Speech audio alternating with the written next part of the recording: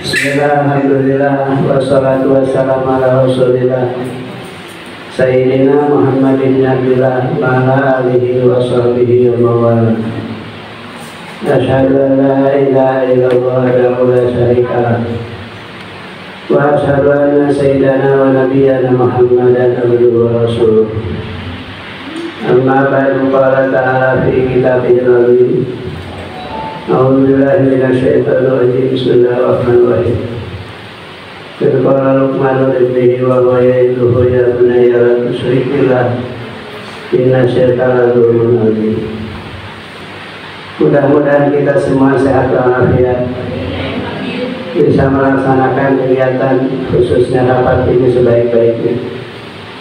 Bapak senang Bapak bahagia bisa bertemu di tempat ini dan bisa hadir secara langsung, walaupun bisa dilakukan secara virtual, tapi Bapak lebih memilih secara langsung karena ada 3 nilai ketemu dan begini. Satu, ada nilai silaturahmi ini. Yang kedua adalah wajah, saya berjumpa melihat wajah. Yang ketiga adalah saling menyapa, minimal dengan assalamualaikum saja sudah jadi kebaikan, apalagi tambah dengan salam, sudah salam subuhan. Mudah-mudahan nanti kita berteman ini betul-betul mendapatkan rahmat dari Allah, manfaat yang banyak, keuntungan yang tinggi. Dalam surat Luqman tadi dikatakan bahwa Syekh Luqman memberikan nasihat pada anaknya. Nasihatnya itu adalah la tusyrik billah inna syirka la dzulmun adzim. Tidak boleh musyrik kamu, karena syirik itu dosa yang paling besar. Artinya nasihat beliau kepada kita termasuk hari ini, dan nasihat itu berlaku. Kita tidak boleh mensyirikkan Allah. Kita harus bertauhid kepada Allah, baik dalam zatnya, sifatnya, dan perbuatannya. Kita meyakini wahdahu la syarika lah, lahu mulku wa lahu hamdu biyadihi wa huwa ala kulli syai'in qadir. Kita hidup dengan kalimat itu, kita berjuang kalimat itu sampai mati pun dengan kalimat itu, yaitu kalimat la ilaha illallah. Siapa yang ayatnya mengucapkan itu, maka dapat jannah, dijamin masuk surga. Oleh karena itu berdoa pada Allah, mudah-mudahan iman Islam kita sampai mati, sampai hayat kita, sampai bisa mengucapkan kalimat la ilaha illallah Muhammadur Rasulullah. Kemudian Syekh Luqman mengatakan lagi, wasaina insana biwalidayhi hamalatu ummuhu-wahanan ala wahnin wa fisaluhu fi amaini an yashkura wa ilayhi al-masir, yaitu menasihati kepada kita supaya kita pandai bersyukur, yaitu bersyukur sama Allah Subhanahu wa Ta'ala. Tapi tidak cukup syukur pada Allah tanpa syukur kepada orang tua yang telah melahirkan kita. Karena kata Nabi, siapa yang tidak bersyukur kepada manusia tidak bersyukur sama Allah. Artinya bahwa dikatakan sempurna syukur kita kepada Allah kalau kita terima kasih kepada manusia. Ada 3 komponen manusia yang harus kita syukuri, patut kita terima sebagai satu penghargaan besar. Pertama ada orang tua kita, karena kita selalu dibimbing, dieyong sama orang tua kita. Bahkan sampai hari ini seperti ini karena orang tua kita. Makanya dosa besar kalau kita tidak baik kepada mereka. Yang kedua adalah pada guru kita yang membimbing kita. Kita lahir dan kadang bodoh, layak lamuna syai'an, tidak tahu apa-apa. Akhirnya ada guru yang membimbinglah kepada kita. Tapi tidak membimbing mereka pada kita, ada ayat selalu ayati, yaitu membacakan ayatnya kepada kita, sudah mengajar kitab dan sunnah, mengajar kepada kita akhlakul karimah. Karena barokah dari guru lah kita seperti ini hari ini. Yang ketiga ada kawan sejati kita, Kawan sejati kita ini yang paling dekat adalah suami atau istri, atau kawan dekat yang ada di lingkungan kantor kita, kerja kita, perusahaan kita, organisasi kita. Tanpa kawan hidup kita tidak akan sempurna. Suami maju karena bantuan istri, istri maju karena bantuan suami. Tidak ada kemajuan tanpa bantuan. Makanya Allah mengatakan wa ta'awanu 'alal birri wat taqwa wa la ta'awanu 'alal itsmi wal 'udwan. Saling tolong-tolonglah kamu dengan kebaikan dan ketakwaan. Apa yang harus kita lakukan ketika kita berteman? Wa tawassaw bil haqqi wa tawassaw bis sabr. Saling memberikan nasihat kebaikan dan ketakwaan, kesabaran dan kebenaran. Kenapa? Manusia itu memang ingin selalu baik, tapi tidak selamanya baik. Manusia itu ingin benar, tapi tidak selalu benar. Manusia itu ingin lurus, tapi tidak selamanya lurus. Ada bengkoknya, ada salahnya, ada kelirunya. Maka disinilah kalau wa tawassaw bil haqqi wa tawassaw bis sabr. Kata Nabi Adin, nasihat agama itu ada nasihat. Seakan-akan tidak ada agama kalau kita tidak ada nasihat. Sempurnanya agama kita karena nasihat yang kita terima. Dan tidak ada sempurna manusia tanpa nasihat. Kesempurnaan manusia karena terbuka terhadap nasihat. Tidak termasuk manusia yang kuper. Kata orang Belanda kuper, kupatnya sumum bukmun ubnul rahum layar jumud. Matanya buta, telinganya tuli, mulutnya bungkam. Jadi tidak ada kemajuan karena tidak pernah membuka diri. Selanjutnya di akhir surat Luqman, beliau menasihatinya begini: wala tusahhada kalina salatan sidra dibawa innallaha la yuhibbul muttaqin. Ya, artinya tidak boleh sombong, karena walaupun kita hebat tidak akan bisa melangkahi gunung. Dan tahriqal jibala tula, walaupun kita hebat segunung, serendah apapun gunung tidak akan bisa kita langkahi. Oleh karena itu harus selalu baik dengan siapapun, mengucapkan terima kasih dan jasa kepada siapa kita. Kemudian lagi,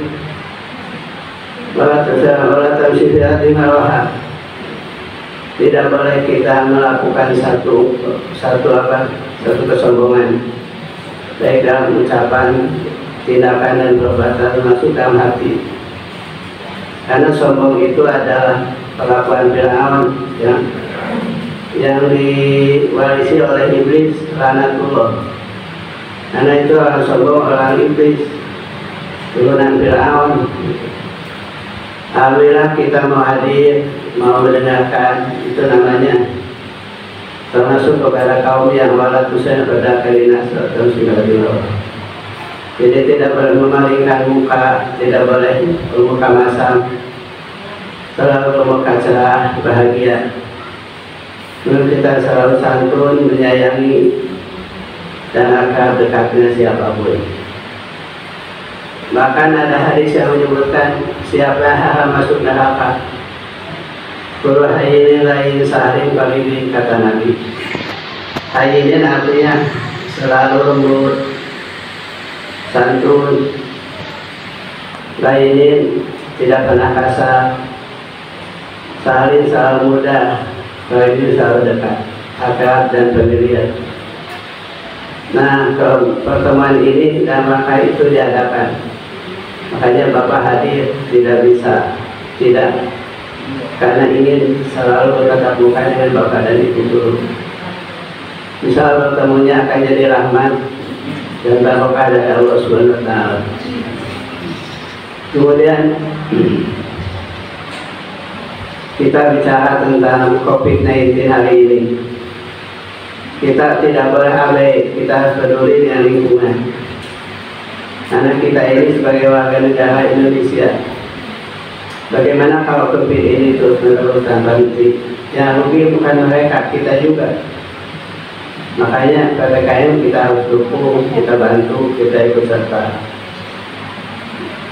pakai masker, jaga jarak, sering cuci tangan, makan minum yang cukup, olahraga yang baik, sering berdoa sama Allah SWT, dan menjauhi kerumunan yang akan menularkan penyakit. Dalam kaidah usul fikih, kullu ma la wajib illa bihi fa wajib. Perkara wajib yang tidak sempurna kecuali dengan itu perkara, maka perkara itu jadi wajib. Kita wajib mengaji, kita wajib belajar. Tidak sempurna kalau kita tidak sehat. Oleh karena itu menjaga kesehatan adalah wajib buat kita. Salah satu untuk menjaga kesehatan kita adalah menjaga protokol kesehatan. Kalau ada masalah dan manfaat itu beradu, datang bersamaan, kita abaikan yang maslahat, kita utamakan yang menghindari madarat. Kenapa menghindari bahaya diutamakan daripada mendatangkan masalah? Termasuk pada kesempatan ini, sering kita berbagai media dengan hoax atau berita yang kacau balau, yang membingungkan. Maka akhirnya masyarakat juga tambah bingung. Cuma bingung pikiran bias dengan pikiran berita. Oleh karena itu kita istiqomah saja. Tastakim kama umirta. Apa kata Umar, kita ikuti karena kita wajib mengikutinya. Nabi itu menyuruh walaupun Umar itu ada orang Habsyi, orang hitam, orang gunung, wajib kita mengikutinya. Kemudian yang selanjutnya tentang pendidikan.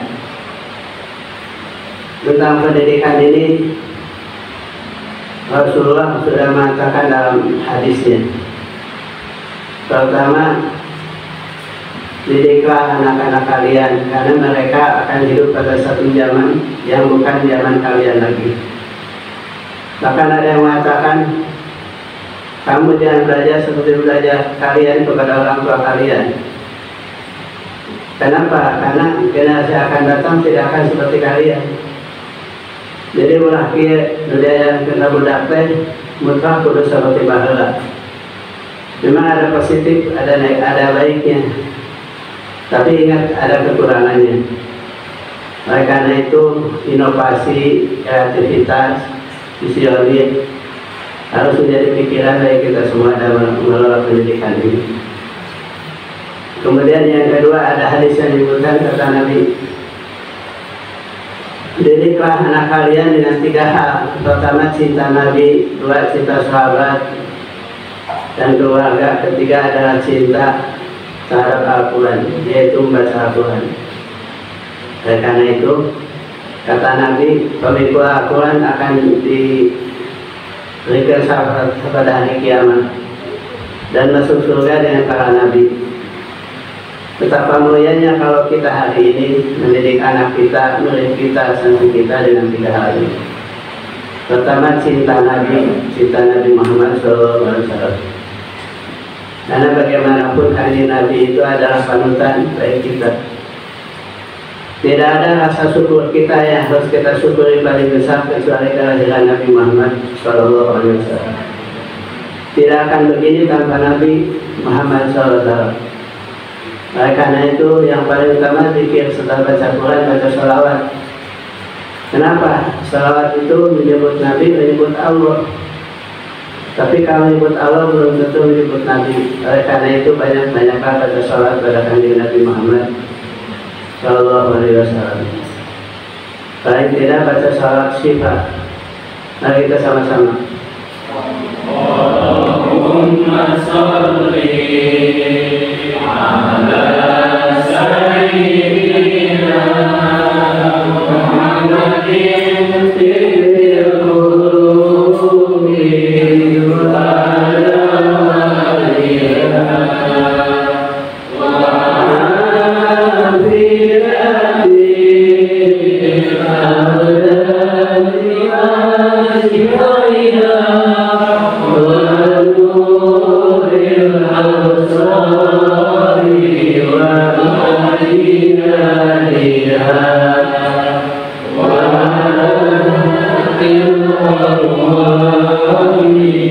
wa wa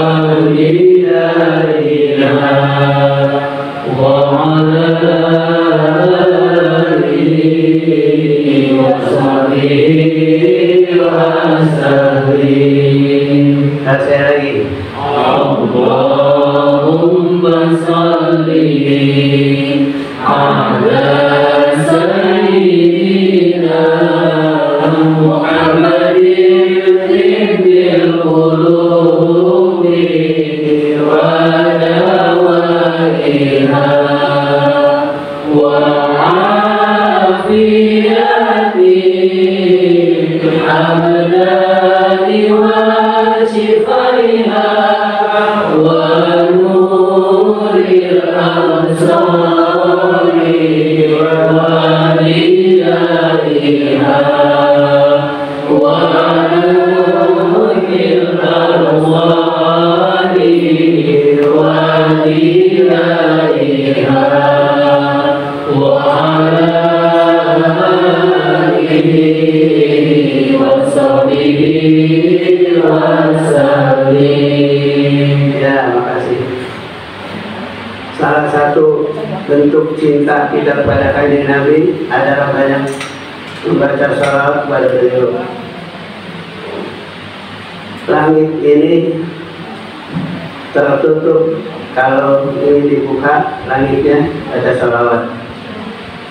Rezeki pintunya tertutup, kalau ini dibuka baca sholawat. Ilmu juga tertutup, kalau ini bukalah pintunya. Kuncinya adalah ucapan sholawat pada Nabi Muhammad Sallallahu Alaihi Wasallam.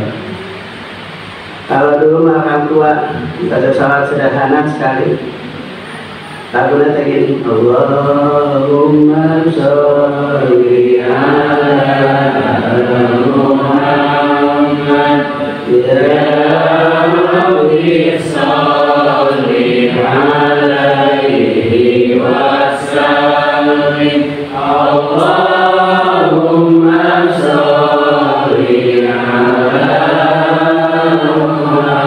Muhammad ya Rabbi sallim wasila.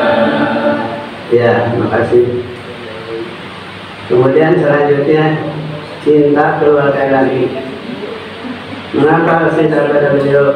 Sebab zuriyah beliau itu sampai hari kiamat tidak akan putus.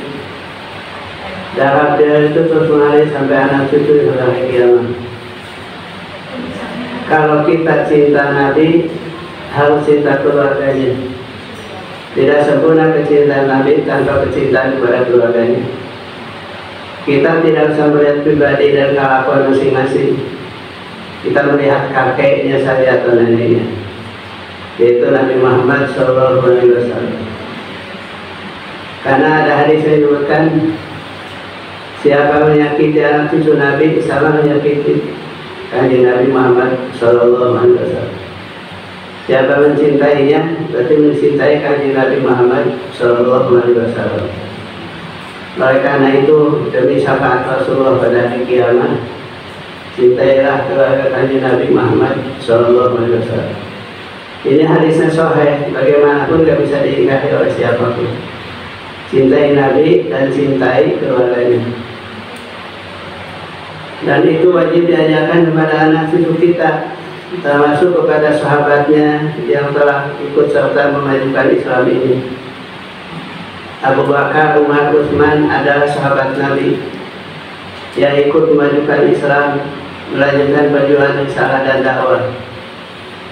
Itu ada hasil perjuangan Kanjeng Nabi selama beliau menjadi Nabi dan Rasul. 23 tahun lamanya. Hasilnya adalah didikan beliau, yaitu Abu Bakar, Umar, Utsman, dan Ali dan yang lainnya. Karena ada kata yang betul begini, Kulu ma'alaitu kukulu hulaitu kulu. Kalau sempurna belum, yang kurang gak boleh tinggalkan. Kalau bisa 130 juga apa-apa. Kalau yang 100 juta, 30 juta, akhirnya total dan fatal. Melihat orang lain sudah berjuang, perjuangan mereka ada besar, sukses. Kita bagaimana yang bisa kita lakukan saja.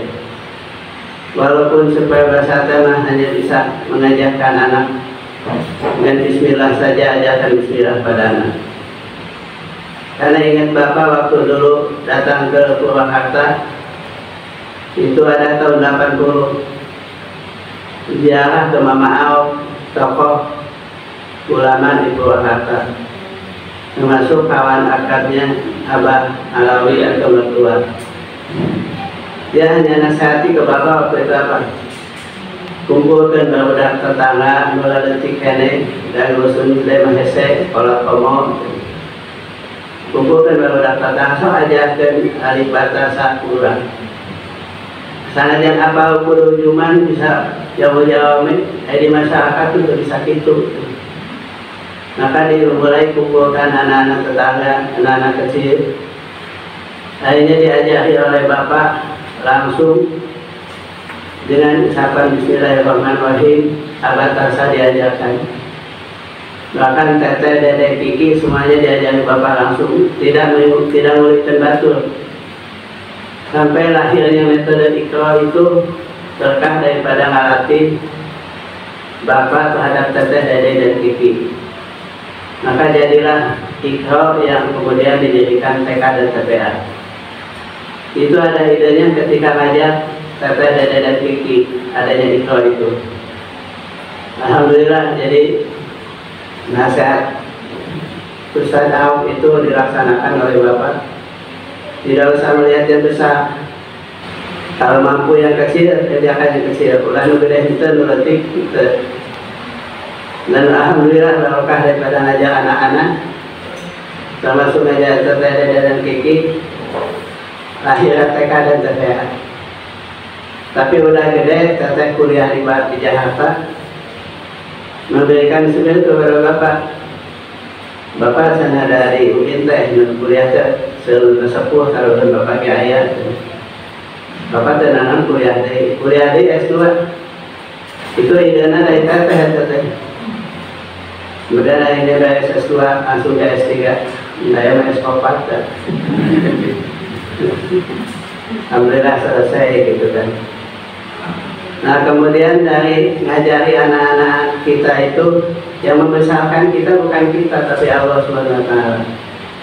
Maka akhirnya seperti inilah Al-Muhajirin setelah 30 tahun dijalani. Kita nggak bisa mengatakan besar atau hebat. Nanti orang lain menilai kita. Hanya yang penting kita mah prinsipnya begini. Kalau suatu itu manfaat pasti akan kekal dan abadi. Tapi kalau tidak ada manfaatnya, maka dia akan jadi buih, dia akan hilang tanpa bekas. Itu adalah prinsip Bapak. Kalau itu buih akan hilang tanpa bekas. Kalau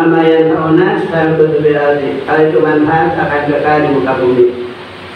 Makanya Muhajirin jangan jadi buih, jadilah sesuatu yang manfaat. Insya Allah kekal, abadi, dan eksis ada manfaatnya.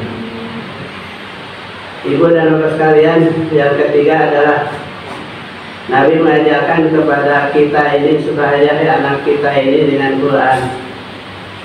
Kenapa dengan Quran? Karena Quran itu pintu gerbang. Akan bisa paham agama lebih jauh tanpa Quran.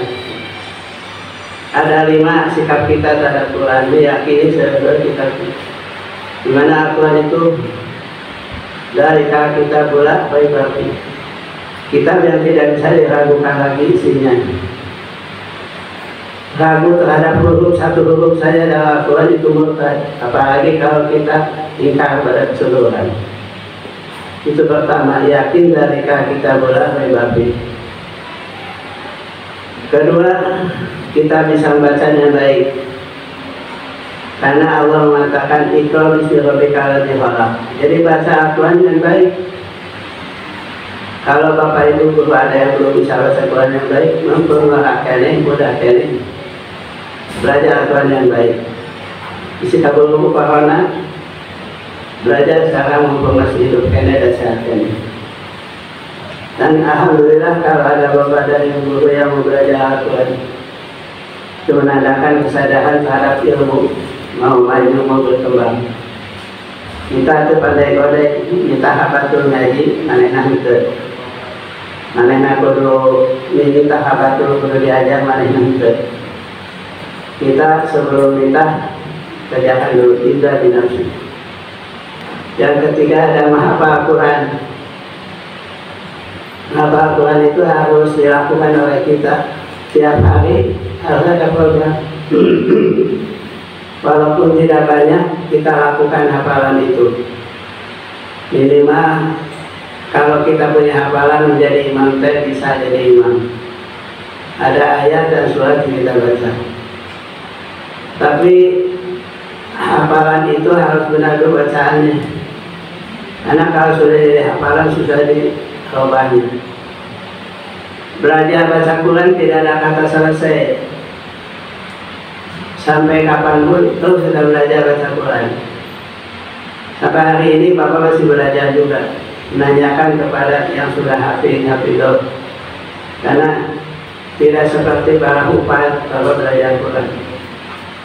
Makanya mengakui akan kekurangan belajar baca Quran yang baik. Kemudian yang keempat adalah walaupun sedikit kita belajar memahami Quran. Quran itu Al-Quran 30 juz tidak ada satupun yang dipahami oleh kita. Paling tidak apa aku bahwa ahad Allahu samad lam yalid walam yakul lahu kufuwan ahad. Ulah tiba heula ngapalkeun Quran, ngaji Quran, kulhu itu bisa terjemah, bisa paham. Kulhu itu adalah inti daripada tauhid. Orang Yahudi nanya pada Nabi, sifati kepadaku sifat Tuhan itu seperti apa? Tidak lama kemudian turun wahyu, katakan ya Muhammad, Allah itu adalah Esa. Esa zatnya, Esa sifatnya, Esa perbuatannya. Kemudian bagaimana? Lam yalid tidak melahirkan, walam yulad tidak dilahirkan. Bahkan sebelumnya dikatakan Allahu Samad, Allah itu tempat bergantung. Semua makhluk kepada Allah bergantung, termasuk kita semua. Wa may tawakkal fahuwa hasbuh, siapa yang tawakal bergantung kepada Allah, maka Allah akan berikan kecukupan kepada kita. Kemudian yang terakhir, lam yalid walam yakul lahu kufuwan, tidak ada yang menyerupai kepada Allah satupun makhluk di muka bumi ini.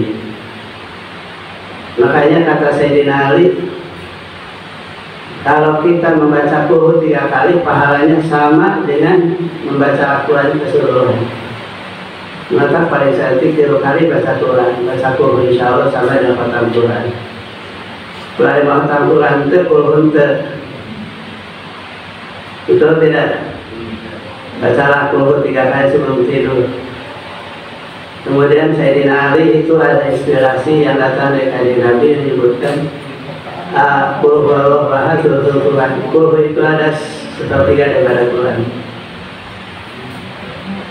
Yang terakhir kita mengamalkan ayat Quran 30 juz mahese, jauh, susah, cepat saja nama angin.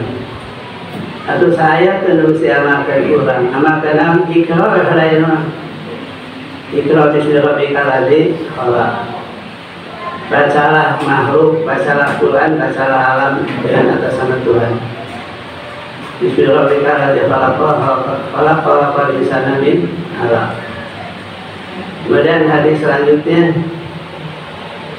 Nabi mengajar kepada kita, kata Nabi, ajarkan 3 macam pada anak kalian. Pertama adalah asibah. Diajar budak itu udah bisa ngojai di balong, ngojai di laut, bisa ngojai dalam kehidupan ini. Sibah. Kalau nggak bisa ngojai di laut, di balong, kalau bisa ngojai, kalau bisa di balong, ngojai di daratan. Ngojai di daratan dalam kehidupan ini. Wasbah bimurmil fawaid. Kalau berenang dalam kehidupan ini penuh faedah, istifadah namanya. Tidak ada yang hidup ini kecuali faedah buat kita. Kemudian kedua adalah rimayah. Rimayah itu artinya memanah. Maksudnya memanah apa? Memanah itu menjadi orang yang patriotik, menjadi pembela negara. Mudah-mudahan Indonesia jadi negara yang mewajibkan penduduknya sebagai militer. sehingga semuanya memiliki kemampuan untuk rimayah, nembak musuh, nembak yang anti Pancasila, anti Undang-Undang Dasar 45, anti Bhinneka dan anti NKRI. Tapi paling tidak kita mengajar anak itu mampu berolahraga yang baik, fisiknya kuat, badannya sehat, pikirannya bugar, hatinya bersih. Yang ketiga, jangan anak kita hukum khair, mengendari kuda katanya. Nah, jadi oleh karena itu harus terampil anak-anak kita. Ajarilah dengan berenang, ajarilah dengan memanah, ajarilah dengan mengendarai kuda. Ada keterampilan yang anak punya dalam hidup ini. Ibu dan bapak, sering bapak sampaikan, cerdas saja tidak cukup, ilmu saya tidak memadai kalau tidak ada yang tiga. Pertama ada spiritualisme yang tinggi, akhlak yang baik. Ketiga ada emosi yang baik, yang kuat dan mantap. Emosi itu artinya nafsu. Allah Subhanahu wa Ta'ala kita diberi nafsu. Kalau kita tidak bisa mengendalikan nafsu, kita akan binasa. Nabi Yusuf mengatakan, wa ma ubadu nafsi inna nafsala la bisu ila ma rahimah rabbi. Aku gak bisa bebas daripada nafsu. Nafsu itu ngajak ke dalam kejahatan, kebinasaan, kecuali orang yang dirahmati oleh Allah Subhanahu wa Ta'ala. Oleh karena itu mudah-mudahan kita bisa mengendalikan hawa nafsunya. Yang terakhir adalah sosial. Jadi artinya to live together, bisa hidup baik dengan sesama kita. Makanya ada 5 komponen yang selalu Bapak sampaikan tidak boleh kita jauhi. Pertama adalah ulama yang mumpuni di bidang ilmu agama. Yang sekarang ini katanya akibat COVID ini 500 sudah meninggal dunia. Yang minggu ini meninggal kayak Haji Lutfi Fatullah, kayak Haji Nurdin Jazuli, kayak Haji Nur Ali, kayak Haji Abdul Rashid Syafi'i, dan banyak lagi ulama yang meninggal. Yang ulama THC 72 tahun dengan COVID masa ya. Oleh karena itu, walaupun kita belum menjadi ulama, jadilah cinta ulama, simpatisan ulama. Yang kedua, hubungan kita dengan umaroh, paling tidak dengan bupati, gubernur, presiden harus kita baik. Kenapa? Kalau kita tidak baik dengan umaroh, rugi kita hidup ini. Apalagi hadis sahabat tuntutan begini, manis tahofa bil ulama hasilul akhirah, manis tahofa bil umaroh hasilul dunia. Jarak hubungan dengan umaroh, rugi dunia. Jarak hubungan dengan ulama, rugi akhirat. Dua-duanya silaka. Gorengi ulama, gorengi umaroh. Ketika kalau misalnya kiat, makanya ada integrasi Quran itu karena hubungan kita dan cendekia. Tidak cukup anak itu paham ilmu tanpa Al-Quran, tidak cukup paham Al-Quran tanpa ilmu, maka harus ada hubungan baik sinergi dengan siapa? Kaum cendekia. Keempatnya siapa? Dengan para ilmiah. Bagaimanapun kita butuh duit, butuh bantuan. Kalau kita tidak baik dengan mereka, bisa membantu bagaimana mereka kepada kita. Oleh karena itu selalu baik dengan para ilmiah. Bukan berarti kita letak petak, karena kita silaturahmi dengan mereka. Yang terakhir adalah kaum du'afa. Berbuat baiklah dengan tetangga yang lemah, yang perlu kita bantu, kita sokong. Apalagi akibat COVID ini. Nah, oleh karena itu bantulah mereka yang lemah, yang miskin, kaum mustadafin. Yang terakhir, Bapak harapkan semua itu tidak boleh lupa faida faubta fansur baila rabbika. Artinya program tidak boleh putus. Selesai ini bikin lagi yang lain. Tidak ada kata selesai hidup ini. selesai nanti kalau sudah mati. Makanya kita yang muhajirin tidak pernah minta pensiun. Pensiun nanti oleh malaikat Jibril. Jadi kita ini sebelum Allah panggil terus kita kerja di sini. Mudah-mudahan para nyambung sadayana. Pokoknya nama selesai ini terus jangan lagi yang lain. Muhajirin sudah 6 sekarang, kayaknya jadi 10 gitu. Mungkin jadi 100, mungkin jadi 1000. Asal kita punya prinsip faida farokta, selesai ini kerjakan yang lain terus saja. Kemudian endingnya terakhir adalah wa ila rabbika farghab, selalu berdoa pada Allah. Doa itu ada senjata mukmin, tidak ada doa, tidak ada senjata buat kita. Karena itu banyak doa sama Allah baik siang ataupun malam. Paling tidak minta dijauhkan dari COVID-19 ini, jauh dari ta'un, penyakit yang kita tidak inginkan. Minta sehat selamanya, banyak umur yang berkah. Berdoalah sama Allah SWT. Apalagi dengan berita yang negatif terus, eta teh mata karekam teu hade kana otak teh.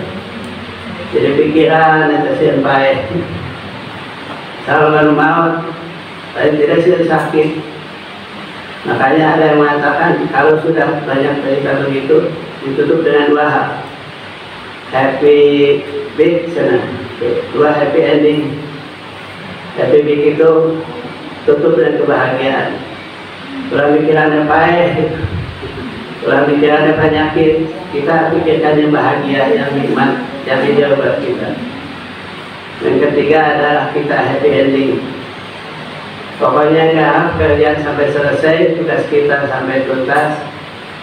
Faida farota bansor, faida robika, farghab. Saya kira itu saja yang Bapak bisa sampaikan, mudah-mudahan ada manfaatnya. Mudah-mudahan nanti kita bisa puasa tanggal 9 ayat.